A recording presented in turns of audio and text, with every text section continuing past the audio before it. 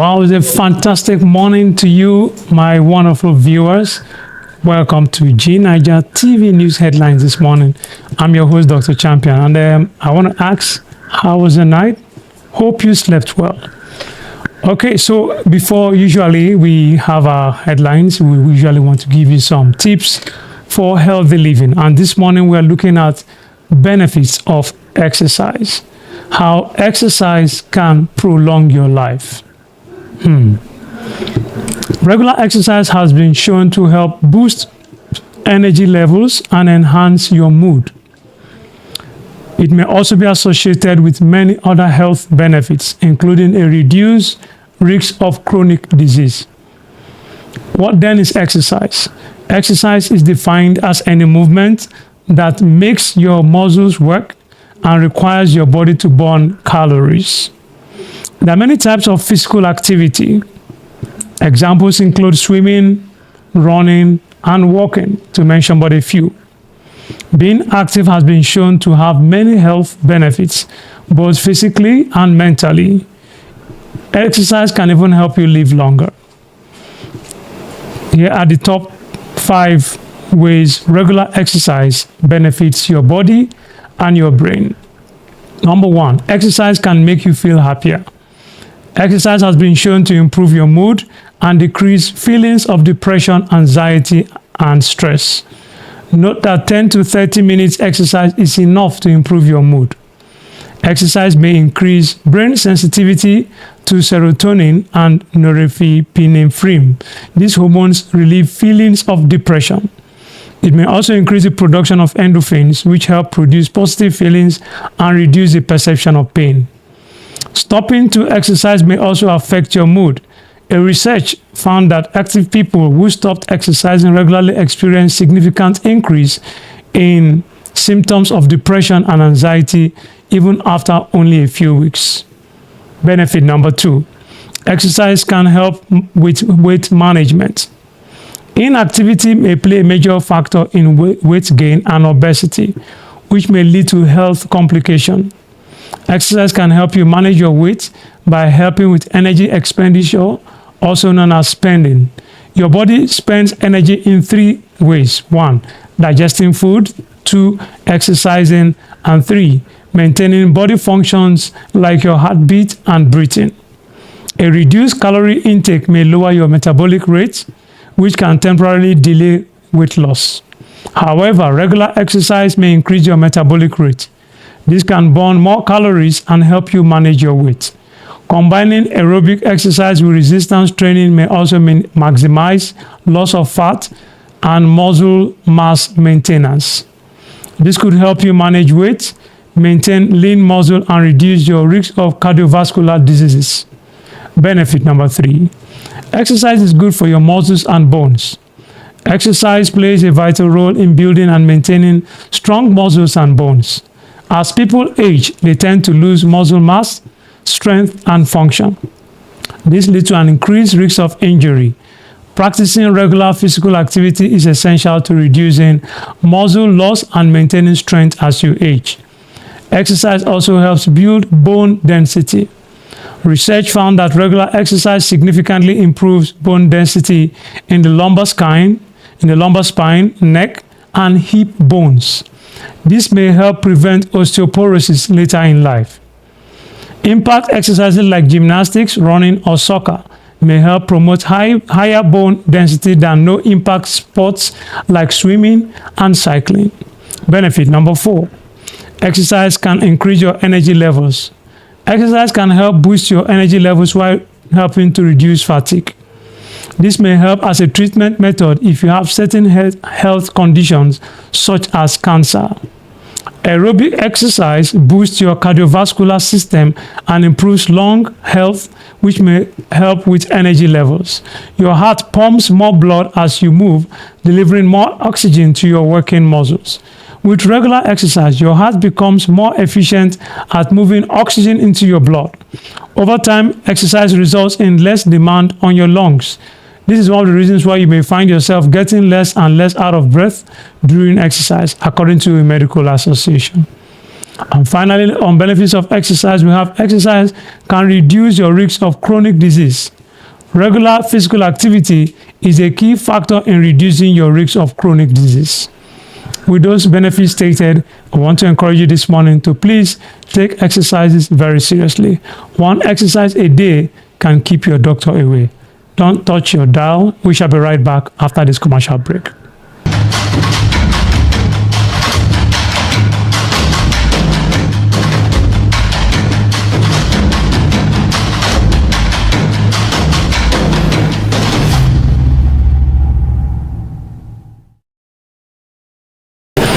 Welcome back. And in case you're just joining us, you're welcome to G9ijaTV News Headlines this morning with Dr. Champion. And of course, we're starting with the Punch newspaper with the bold headline, OPS takes power tariff hikes protest to Tinubu.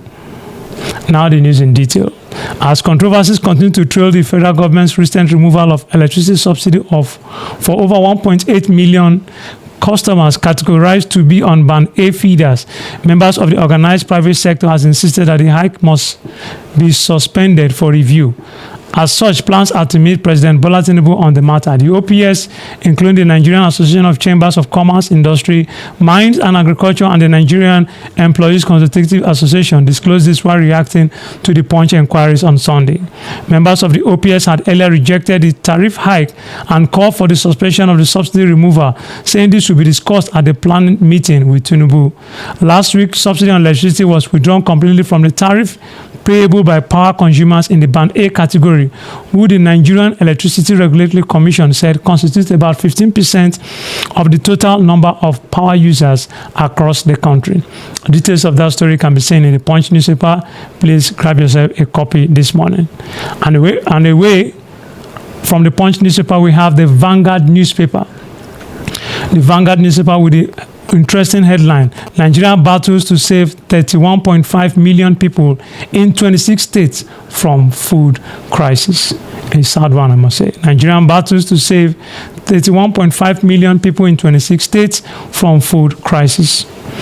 After admitting that 24.7 million Nigerians in 26 states and the Federal Capital Territory FCT have been hit and incapacitated by food and nutrition crisis, the federal government is battling to stem the tide.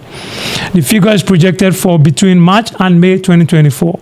The Nigerian government also admitted in a report titled "Kade Harmonized CH Phase 3 Food and Nutrition Insecurity Analysis for Nigeria," presented in collaboration with Food and Agricultural Organization FAO and CILSS at the results presentation workshop held in Abuja, that the figure may jump to 31.5 million people from May to August 2024. That's not all. The report also said that the number of IDPs across the country is expected to increase from 14,000 people to 83,846 people if measures are not put in place immediately to curb the trend. Details of that story can be seen in the Vanguard newspaper this morning. Please grab yourself a copy. And away from there, we move over to the Guardian newspaper. The Guardian newspaper with the interesting headline, LD Fitri. Federal government declares April 9th and 10 public holidays. Now the news in detail. According to the Guardian newspaper, the federal government has declared Tuesday, April 9th and Wednesday, April 10th public holidays to mark this year's LD Fitri celebration. Minister of Interior, Dr. Olubimi Tunji-Ojo, made the declaration on behalf of the federal government yesterday in Abuja.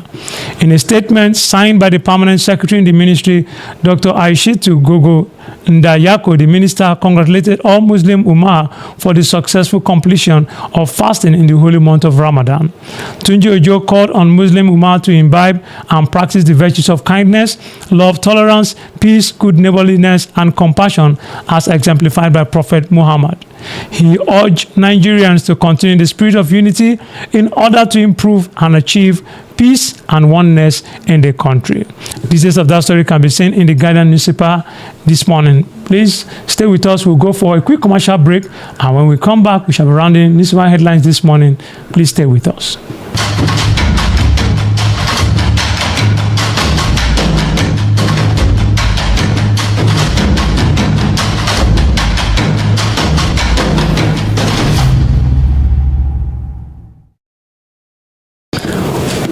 Welcome back. And in case you are just joining us, this is the G9ijaTV News Headlines this morning with Dr. Champion. And we have an interesting headline on Sahara reporters. Peter Obi denies plan to dump Labour Party. Amid crisis, says higher electricity tariff for Band A customers is normal. Peter Obi, the candidate of the Labour Party in the 2023 presidential election, has denied that he's planning to leave the party. In March, a former spokesperson for Atiku Okowa presidential campaign organization, Daniel Bauer, said Obi was planning to leave the Labour Party and join a former Kaduna governor, Nasiru El-Rufai, in the Social Democratic Party, SDP. Baola, who made the allegation in a post on his X handle, said Obi was planning to leave the Labour Party following the current crisis in the party with the Nigerian Labour Congress, threatening to take over the party. Obi, a former governor of Anambra State in the Southeast region, joined the Labour Party in May 2023 in the build-up to the 2023 general elections following his defection from the People's Democratic Party, PDP. Obi was absent at the party's national convention, during which Julius Abure was re-elected as the party's national chairman. During an X-Space session, Obi said that he didn't attend the event because the party's leadership failed to heed his appeal for wider consultation with relevant stakeholders before the exercise. Reacting to media reports following his growls with the leadership crisis and speculation that he might defect before the 2027 election. After donating a borehole to a ram market in Tikep and Tanmi on Sunday, Obi denied the allegation, saying, "No, there's no such thing." The former Anambra governor urged the people to unite, saying he believed in peace. "Our concentration should be on peace, and I believe that we'll resolve all situations," Obi said. Reacting to reports that he and former Kaduna governor Nasiru El-Rufai would soon be joining the Social Democratic Party, Obi said he was more interested now in the success of Nigeria today than tomorrow. He said, "We're always concentrating on the election rather than what Nigerians are going through. My commitment is about Nigerians living in a better society and giving a better life." Regarding the recent hike in electricity tariff for Band A customers, Obi called for the provision of remedy, especially in poor areas. He noted that everywhere in the world, those living in Band A areas pay more, while those in rural areas are subsidized. Details of that story can be seen in the Sahara Reporters. And away from there, we move over to the Daily Trust. The Daily Trust, with the bold headline, Atiku tackles Tinubu over Lagos-Calabar Highway project. Now the news in detail.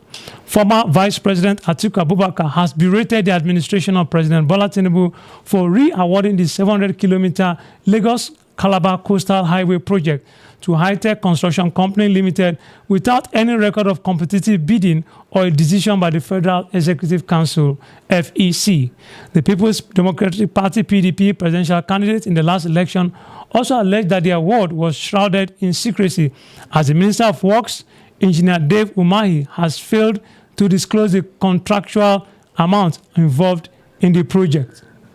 Atiku, in a statement signed on his behalf by his spokesman, Mr. Paul Ibe, titled Tinubu and Chaugari's Dubious Lagos-Calabar Highway Project, said the Tinubu administration has again inadvertently revealed its penchant for dubious and shady deals in the face of this 700-kilometer Lagos-Calabar Coastal Highway. The PDP chieftain noted that in September 2023, barely weeks after being appointed by Tinubu, Works Minister Engineer Dave Umahi announced that the project had been awarded to Gilbert Chaugori's High-Tech Construction Company Limited, High-Tech, without any record of a competitive bidding or a decision by FEC. Umahi refused to reveal how much the project would cost. He only explained that it would run through 9 states and would have a railroad running through the middle. Most importantly, the Works Minister said the project would come at zero cost to Nigeria, which is currently facing an all-time high level of debt. The statement quoted Umahi as saying that the contract is under public-private partnership, adding that the high-tech group are going to look for the money. They have already found the money, and that is the good news, because we don't waste our time talking and holding meetings and wasting resources. Wow, what an interesting update, you may say.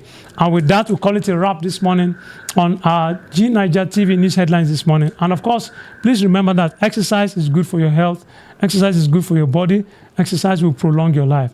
Please make sure that you take exercises seriously going forward. I'm your host, Dr. Champion. Stay with us. We shall come back to your screen, same time, same station tomorrow. Bye for now.